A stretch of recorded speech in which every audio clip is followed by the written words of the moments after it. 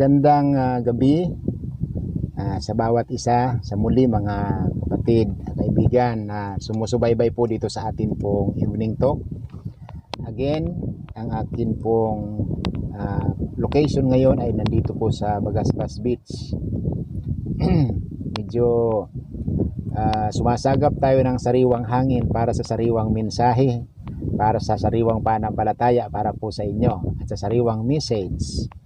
At ito po ay din-discuss natin ngayon sa ating evening talk na pang alas 8 ng gabi.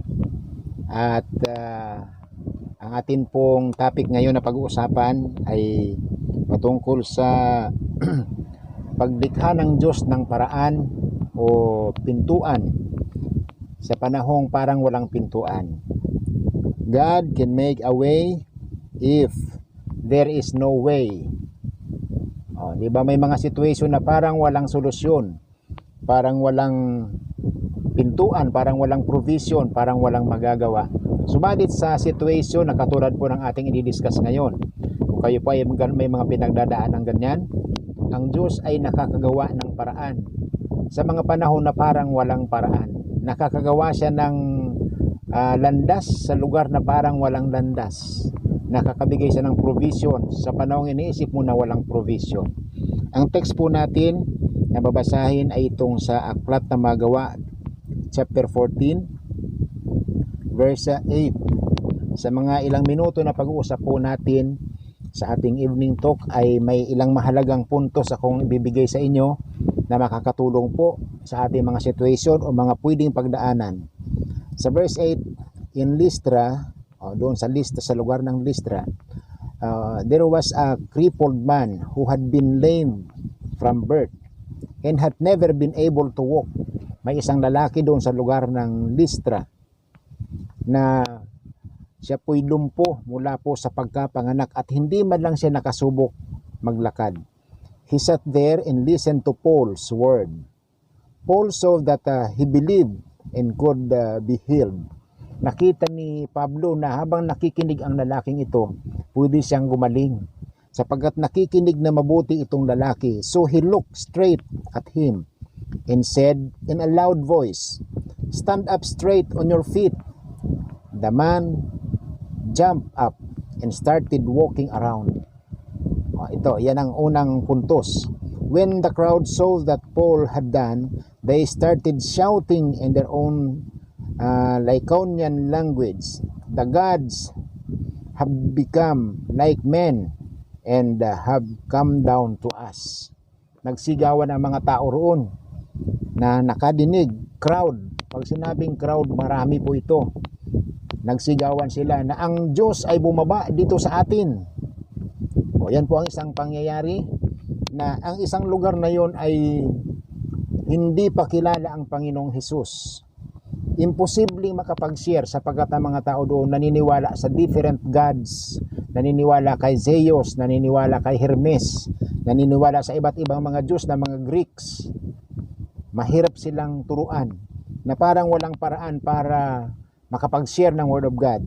Pero itong mga apostol, sina Pablo, bagong-bagong apostol ito, bagong mananampalataya, mayroong paraang ginawa ang Diyos.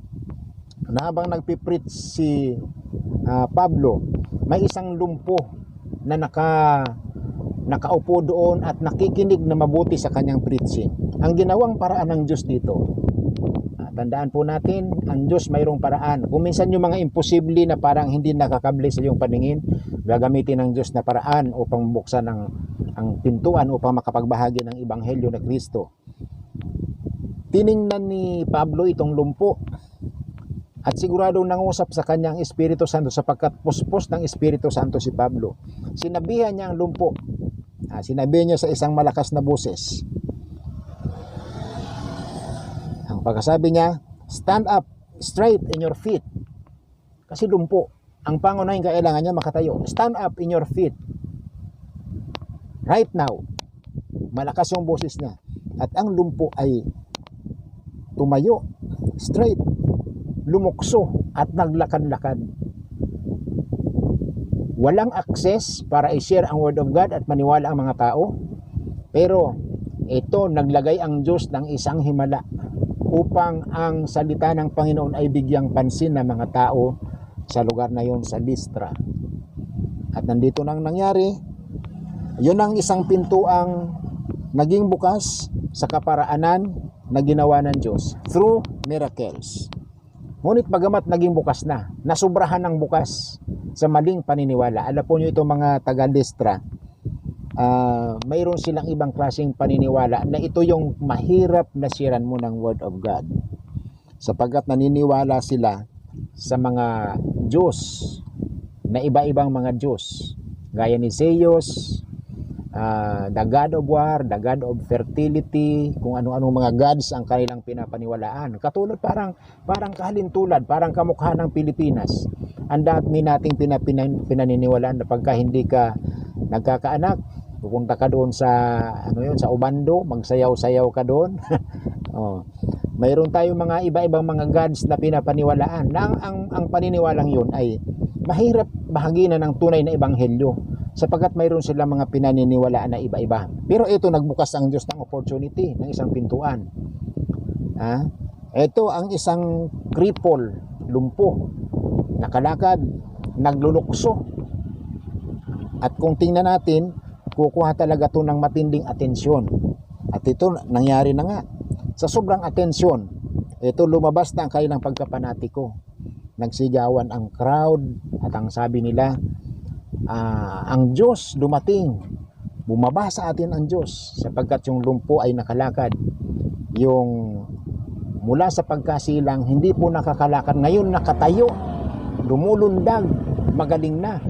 At nagbigay ito ng isang malaking kababalaghan doon po sa lugar ng Listra.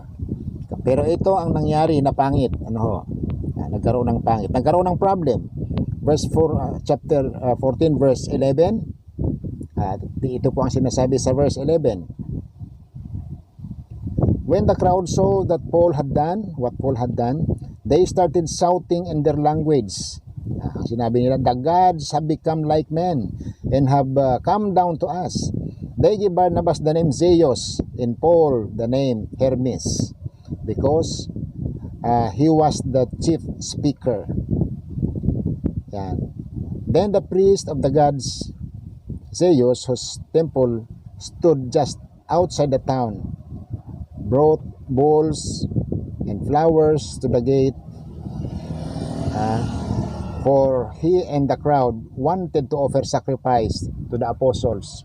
Yung mga saserdote nung templo ni Zeus, ay itong mga Diyos-Diyosan na ito, ay nagdadala na ng mga bulaklak, yung mga priest, kasama yung mga tao, at i-offer na kina Barnabas at Pablo. Sasambahin na sila ngayon.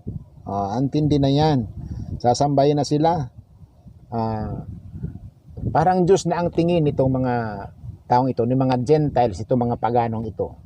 Ngunit, ang sobrang paghanga na ito, nasasambahin na sila, naging problema. Okay, naging problem po ito. Ngunit kung mayroong problema, sapagkat nagbukas na ang Diyos ng pintuan, nagbigay ng solusyon.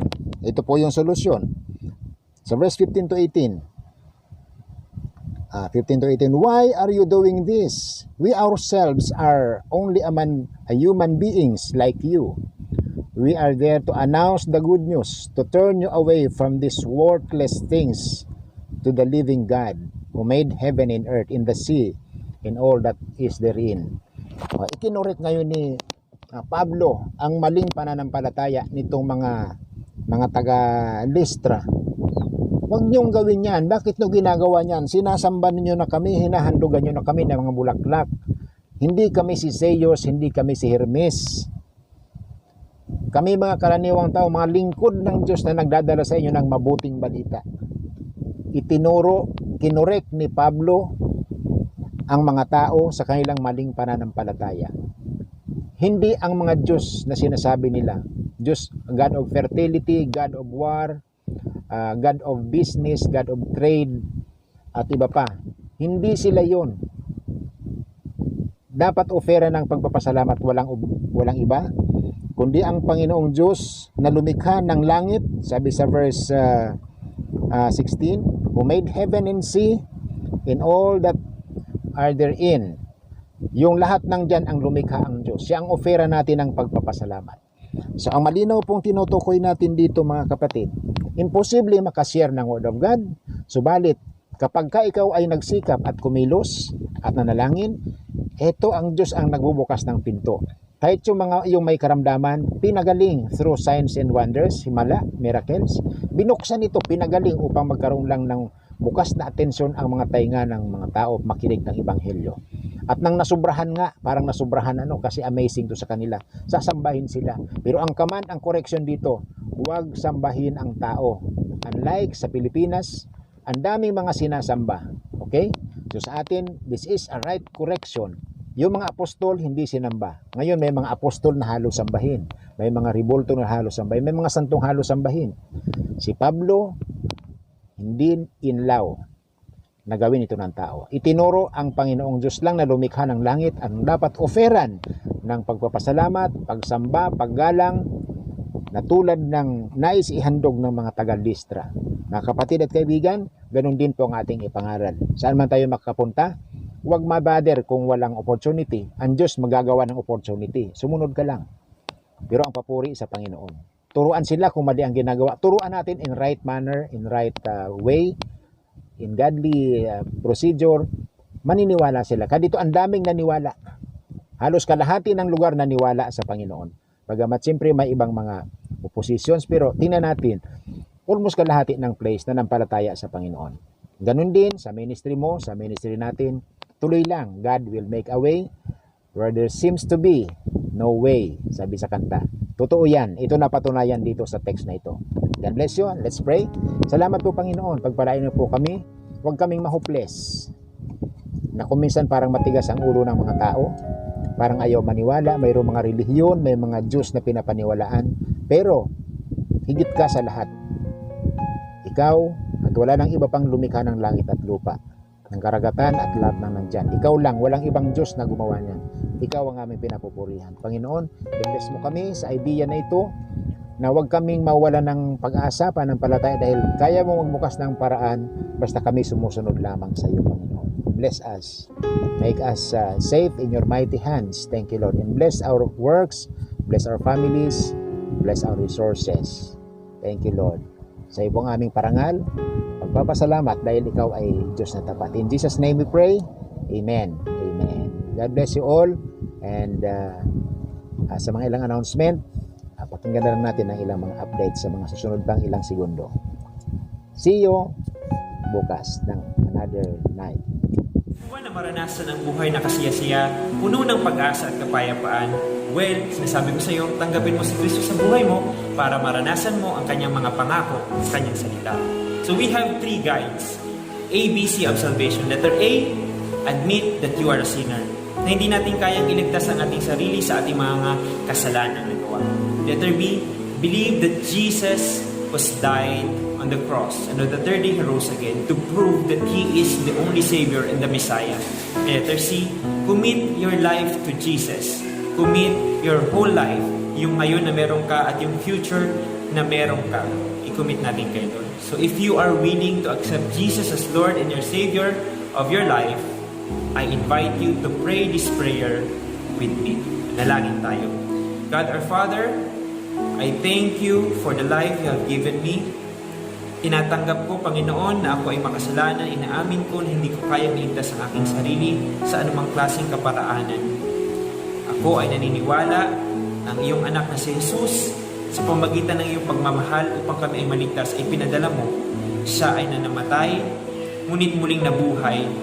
Ito ay patunay na siya ang aming tagapagligtas. At sa oras na ito, we commit our life to you. Gamitin mo ang buhay na ito upang mas lalo, Panginoon, na mapapurihan ang iyong pangalan. Iparanas mo sa amin ang kapayapaan, ang kasagutan sa lahat ng aming mga pangangailangan, deepest needs of our hearts, Lord. May we find our purpose in you, Jesus. This is our prayer. In Jesus' name, Amen. So, welcome sa bagong buhay na meron ka kay Kristo. God bless you all and have a good day. Good night.